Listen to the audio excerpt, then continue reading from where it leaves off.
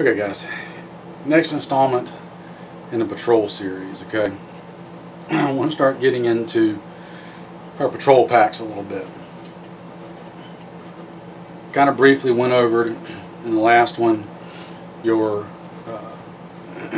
your fighting gear, your chest rig, belt rig, whatever.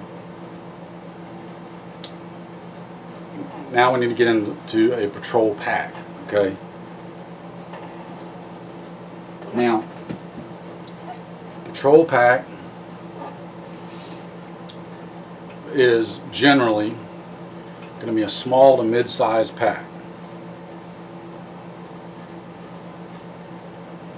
You're not talking about a big, huge, giant ruck like what you'd use as a bug out bag or something for longer distance, longer term use. Think anywhere from, say, a day pack up to like a 3-day pack type size. Not really bigger, not really smaller, kind of anywhere in that ballpark. For us as armed citizens, you know my little term, APC, Armed Prepared Citizen. Again, reiterating our context and what we're doing. The reason we're patrolling is for information and reconnaissance and knowledge of our immediate surroundings, whether you're in a neighborhood, you know, in like a suburban area, whether you're in a more rural area, say you've got, you know, your retreat that you're at, or you just live further out in a rural area, patrolling your property and maybe immediate surrounding area, around your neighborhood, whatever. That's basically the scope of your patrols for the most part. It's to give you knowledge and information about your surroundings other than what you can visually see with your naked eye from right at your dwelling, your base of operations, your house, whatever. You want to know what's coming and what's around you before it gets right on top of you. So, in that context, it's somewhat different than like a military context, okay? And it's absolutely 100% different than a military context in like right now, grid up, normal day military operation. Keep in mind, you've got to separate this mentally when you're thinking about this stuff, when you're packing, choosing the bag, and then when you're packing the contents of it and everything else. We're not going out looking to get into a fight. Now there may be times when you do, but that's a different setup. That would be an assault pack, an assault setup, an assault loadout. We're talking about a patrol loadout, okay? You're not looking to go get in a fight. You're looking to gather information and intelligence and be able to defend and protect yourself should you need to.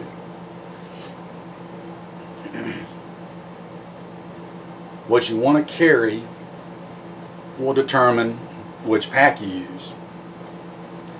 And I really like to avoid, when I'm thinking about this stuff, I really like to avoid the term or the word need. I know it's easy to say, a lot of people do, but avoid the word need, because you don't need anything at its surface. Is what you want. Now, you may want things that aren't smart, aren't realistic. But when I'm out on a patrol, I want to be able to stay hydrated. So I take water. I want to be able to have some food with me because I don't want to be hungry. I want to be functional. So I want to take food with me. I don't want to be cold or wet. I want to be warm and or dry. So I take things that will facilitate that. Raincoat, warmer fleece jacket, whatever. Take the items that you will have to accomplish what you want to accomplish. I know we're playing with semantics a little bit here, but it can change your frame of reference and how you approach it and how you think about it, okay? So try to think about, what do you want to accomplish? What is your mission that you want to accomplish? Well, I want to be able to be out for X amount of time period and accomplish this, this, and this. I want to be able to gather information on my surroundings. And while I'm out there, I want to be able to stay dry. I want to be able to stay fed. I want to be able to stay hydrated. I want to be able to protect myself. I want to be prepared for unexpected contingencies that may come up. Now, obviously, if you try to pack for everything, you'll end up with a full-blown bug-out bag type size pack, and that ain't going to do you no good, because it's just going to be too big and too slow. As an APC, as part of an NPT, well, we can get these acronyms going all day long. Speed and stealth are going to be two of your biggest things. Mobility. The ability that if you get attacked, you come under fire,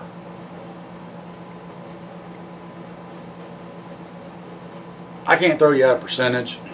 I'm just going to say, if you come under fire, you want to be mobile. You want to be fast and mobile on your feet, okay? Whether it's to fight through the ambush or to break contact, either way, speed and mobility is going to be your friend.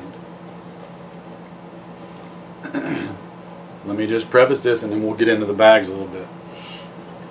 As an APC, as part of an NPT, and again, an NPT may be you and one friend. It may just be the two of you. In fact, I would surmise that there's probably, more likely than not, most of your patrol teams will probably be 2 men if you're lucky.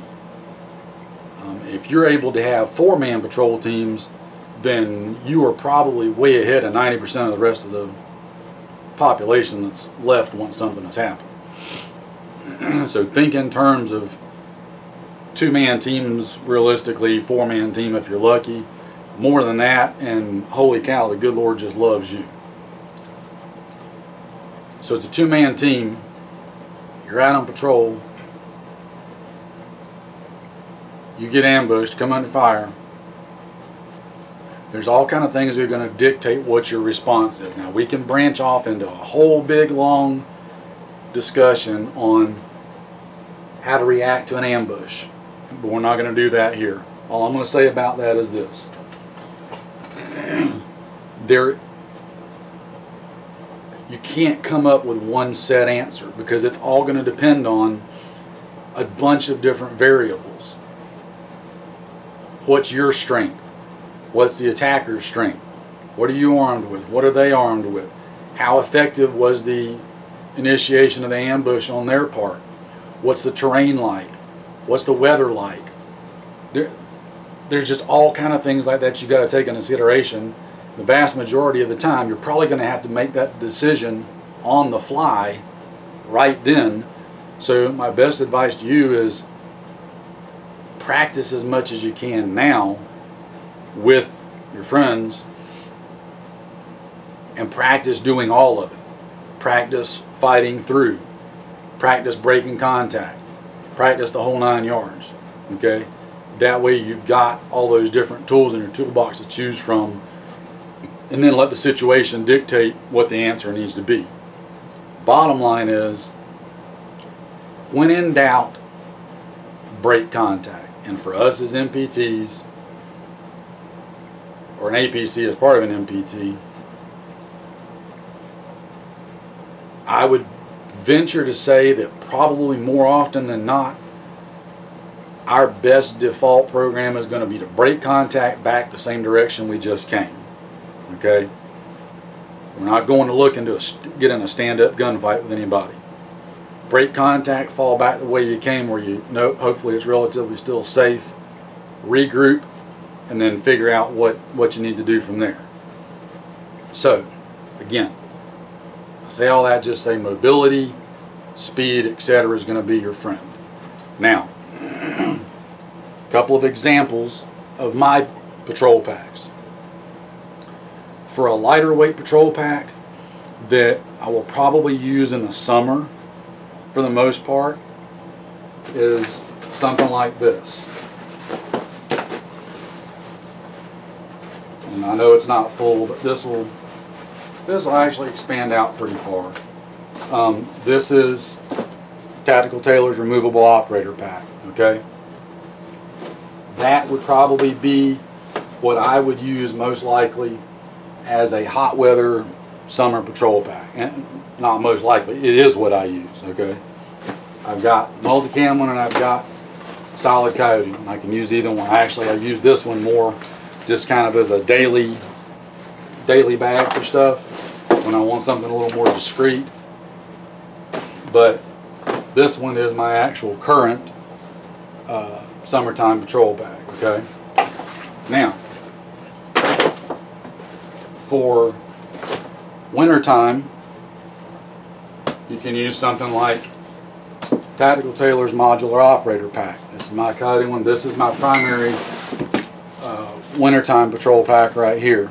Okay, and I don't have it fully loaded right now because I've got some stuff out that I'm doing, and also I'm starting to transition over from my winter stuff to my summer load. Now I can use this in the summer just fine if for whatever reason I need to carry a bigger load. That's not an issue. That works out perfectly, as a matter of fact. But the modular operator pack is more of a the modular operator pack smaller than a 3-day pack. It's more like a 2-day pack, 2.5-day pack maybe, something along those lines.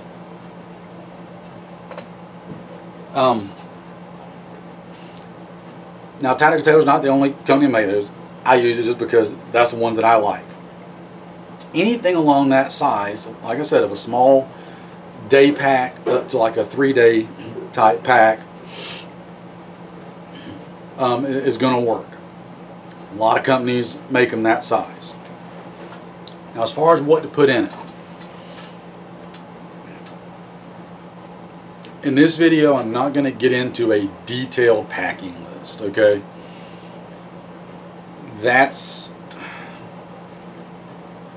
I'll probably show you mine at some point just so you can see what I use, but it won't be this video. But basically the stuff you want to have,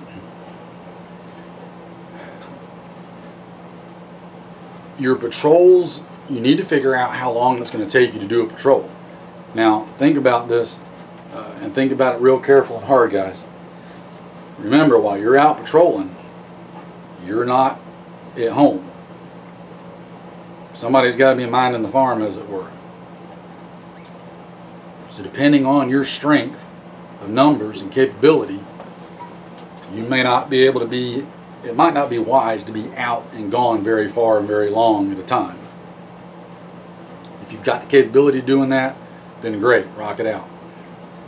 But that's going to dictate things. Now, for me, average patrol should be able to be done in 8 hours. Give or take an hour or two, depending on train situation. Maybe even as short as 4 hours, depending on where I'm at. So that's kind of, use 8 hours, I do, as kind of my ballpark guideline. Now, some of the things that I want to have with me when I go out. I want to have shelter.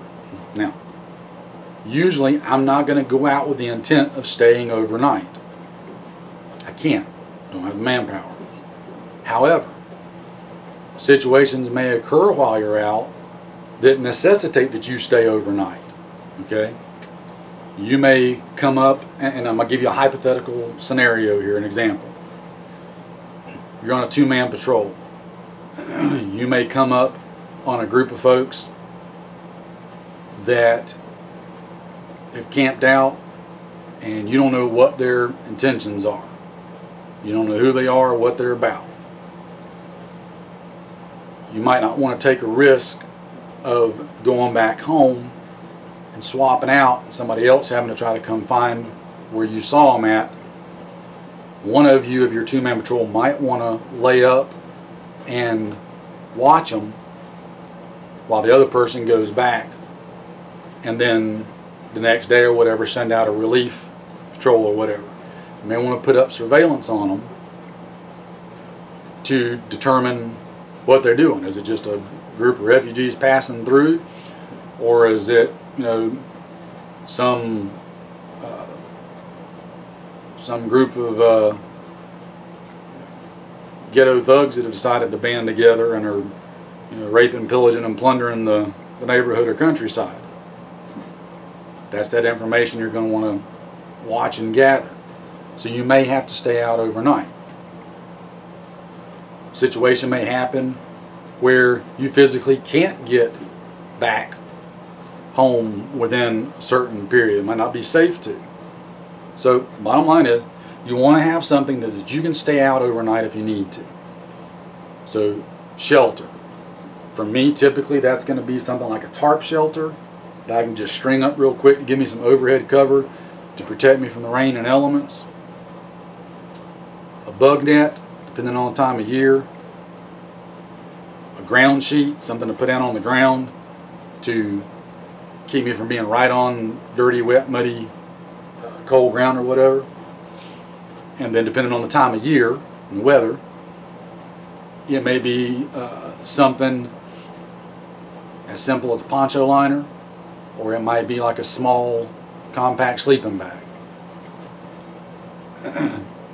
Usually, even in the wintertime, except for most extreme circumstances from my area, it's probably just going to be a poncho liner. Because I can take my regular clothes that I've got on, bundle up in a poncho liner, and be okay. Again, weather and terrain is going to dictate all that. Excuse me. So, shelter. I want some food. Typically that's going to be things like small snacks of some kind. Fruit, granola bars, stuff like that. Things that I can eat on the go, keep my sustenance up, keep my energy up, that sort of thing. I'll generally always carry one meal with me. That one meal is, again, in case I have to be out overnight. Okay?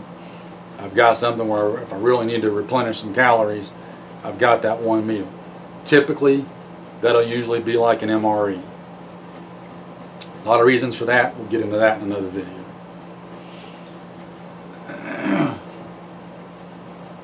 I want water. Gotta stay hydrated. Okay? Gotta stay hydrated. So I'll probably take as much water as anything else. Usually that's going to be like a 3-liter bladder full of water that I'll have to drink, and maybe a canteen or two full of water in my pack that I use, so that if I need to stop and make a cup of coffee or hot chocolate or something like that, if I'm really sweating and getting depleted, you can stock up on the little instant single serving packs of like Gatorade, Powerade, you know, sports drink, stuff like that. Pour you some water in your canteen cup and mix up that drink, give yourself a little energy drink boost, get some electrolytes back in you, that sort of thing. Southeastern United States, summertime, yeah, you'll be wanting that at every chance you can get. But again, I like the water bladder because I can constantly drink it while I'm moving. And I can promise you, you'll be more apt to drink all the time if you've got that tube right here on your shoulder strap And you can be walking and looking around at things and just reach down and take a sip and keep going, than you will be if your water's all stuck in a canteen or something in your pack or on your belt, and you got to stop and unpack it, fumble with it, and get it out, and drink it, and put it all back up and all that. You'll just be a lot more likely to drink out of that bladder. So that works for keeping you hydrated all the time, so you're constantly putting water in you and not spiking up and down of hydrating and dehydrating, hydrating and dehydrating. Okay, that's why I like both. Let's see, another good thing you can keep food-wise, packs of instant oatmeal, instant grits, of course instant coffee, instant hot chocolate, the little packs of instant soup, like Lipton, and there's 2 or 3 other brands. Those are all good to get some quick calories, salt, sugar, carbs, that sort of thing back in you. Easy to fix. The only downside is anything like that's going to require fire. Most likely in a tactical situation like that, I'm patrolling, we're not going to have the time to stop and make a fire to heat up a cup of water. Even if we did have the time, it's not going to be tactically sound because we don't want to give off necessarily all of that light and smoke to signal where we're at. Again, exceptions to the rule as always, but generally speaking that's going to be the case. So the trick there is you need something like little pocket stoves that run off a little canister of gas, or like a little S-bit stove that'll burn, you know, little fuel tabs. There's other stoves that'll use fuel tabs besides just the S-bit. There's plenty of those out there under different name brands and whatnot, but you can use all of them. Use a little fuel tab. Doesn't give off any light, doesn't really make any smoke or smell that, you know, goes anywhere. There's even some of the small ones that you can burn twigs and sticks in that won't give off any smoke or odor if you learn how to use them right. And that's quick and easy to set up and use and break down. You know, 15-20 minutes you can be done and up going again, and no telltale sign left behind.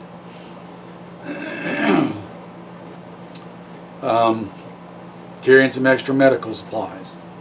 I like to carry medical stuff in my pack, along my gear, like, you know, just an extra kind of general purpose first aid kit.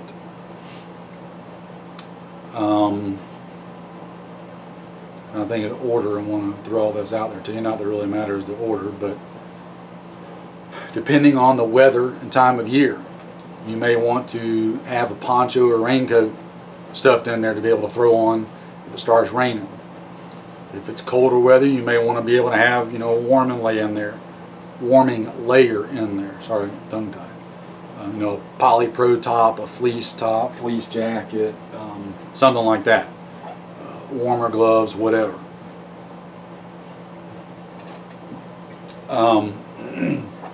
So things like that. You'll probably want to have, obviously to go with your cooking ability, you'll want to have some way to make fire. Again, the fire will be more of a survival thing than it necessarily will be a tactical thing, but you need that capability. You don't ever know when you're going to need it.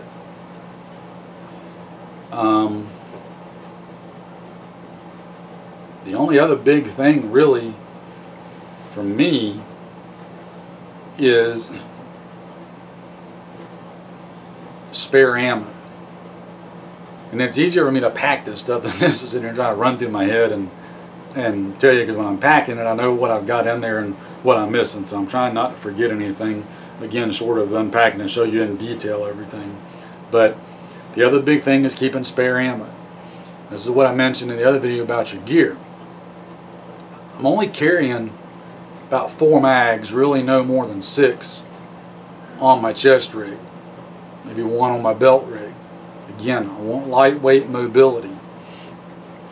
If I've got 4 on my chest, 1 on my belt, 1 on my gun, if I'm running a standard, you know, rifle, be it AR, AK, whatever, that's 6 30-round magazines.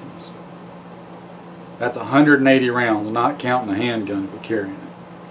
If I got 180, my buddy's got 180, that's 360 rounds. 360 rounds. If you burn through that, that's a whole lot of shooting right there. That said, I still carry anywhere from 2 to 4 more magazines in and or on my pack. That way I've got the capability of, if need be, reloading out of my pack or replenishing my chest rig out of the mags in my pack if I've had to expend them. So that gives you another 4 more right there. That's another 120 rounds per person if you're carrying 4 each. So there's all kind of things that you carry that I forget to tell you, but things like I like having a good utility knife on my pack. That's going to be more for if I have to construct shelter. It's going to be for if I need to get into or through something, whether it's dense underbrush, whether it's a building, all kind of things like that. Having a good stout large fixed blade knife, a utility knife, small folding knife, things like that are always good things to have with you when you're out patrolling. You just don't ever know when you're gonna need them. Other capabilities you might want to carry with you, depending on if there's a chance you may get stuck out overnight, and depending on if you've got it, you might want to carry night vision with you. You might want to carry a FLIR scope with you. Again, those are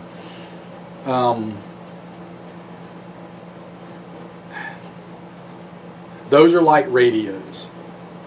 If you've got them and can use them, then great, use them as long as you can, but just be mindful that they do require power via batteries. So if you're going to utilize those things, and you need to make sure that you've got rechargeable batteries and a way to recharge them, i.e. solar panel or something like that. Or else they're going to, once the batteries are done, then they're done. They're just useless, dead weight at that point. A lot easier to do that with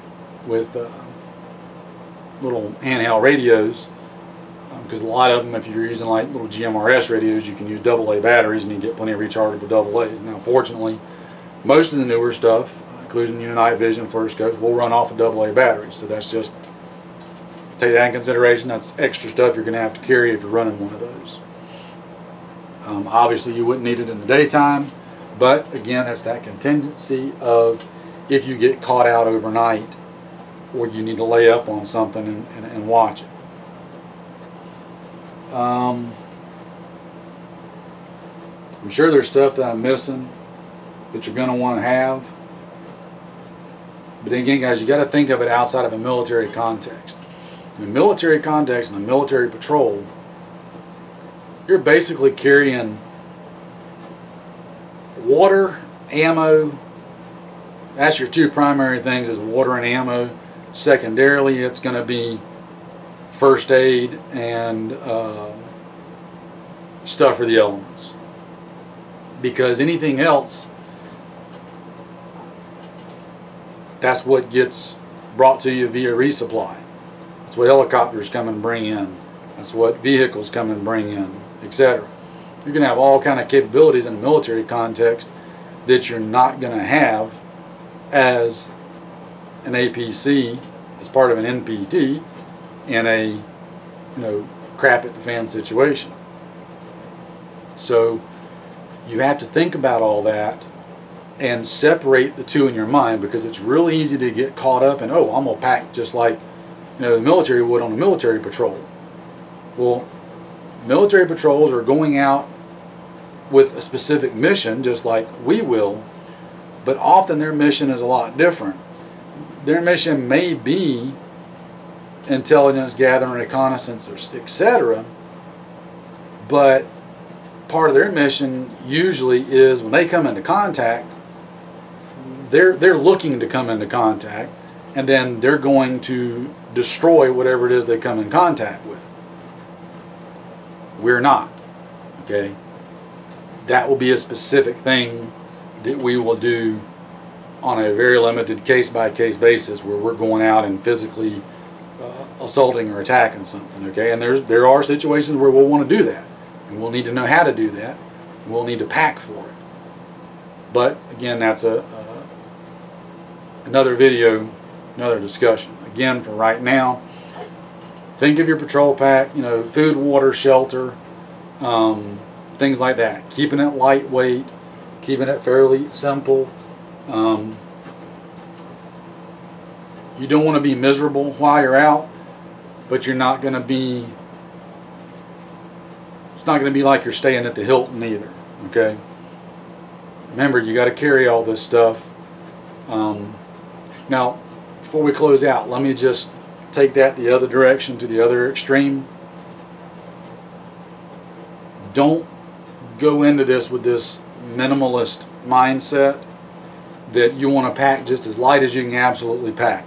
That's a recipe for disaster, guys. There is no reason at all, for the context that we're talking about here, that you should try and pack and equip yourself like you're going hiking on the Appalachian Trail for 2 or 3 days, where you know you're coming home, where you know there's no threat, where you know that if you get into trouble you can pick up that cell phone and call for help, whatever, where guys are trying to go ultra lightweight. Okay? Don't think like that. You need to be as effective as you possibly can be. That's going to mean staying warm. That's going to mean staying dry. That's going to mean staying hydrated. That's going to mean staying fed. Okay? So you don't want to carry the kitchen sink just because it's there, but you don't want to not take stuff just because you're trying to prove to somebody how cool you can be by showing, oh look, I've got a 5-pound pack. I can go even lighter than that. It's just not smart. Okay, it's not smart at all, and personally, I don't buy into it. Consequently, you know you're going to have to carry this stuff, so start working with it now. Start getting out there and getting used to carrying it. You got to be able to hump it. Don't know what else to say. Load that bag up, get out there and start walking with it. That's the best way to get used to doing it and get used to carrying it. The more you get out and do it, the more you'll also start figuring out, hey, you know what, I can change this or change that, swap this in out, swap that out, whatever. Just dawned on me thinking about water again, carrying all that water weight. One other thing that you want to have with you, again, I know this stuff when I pack it, but I'm trying to remember it and tell it to you guys, is the capability to get more water via water purification tablets, or more ideally a water filter, combination thereof. Okay, anything like that. You want to have a way to purify water in case you need to replenish your water while you're out, because for whatever reason you run out. Alright? So, that's probably way more than you wanted to sit through on this one. Again, I'll try to get into some details at another time of what I carry. Again, I don't want to get into it too much in detail on this one, just because you got to figure out what's going to work for you. Now, I'll be glad to show you, like I said, what I use, but I don't want anybody to think that I'm telling you this is what you got to use, this is what you got to have, just because I like it and I use it. Go with what you like and what works for you, what you've went out and tested and everything else. So there's that for now, guys. Just a brief intro on the patrol packs. Make sure it works with your gear. Make sure it does what you want it to do. Look forward to getting with you on the next one. Thanks for your time. Thanks for watching. Take care, and we'll be back talking to you soon.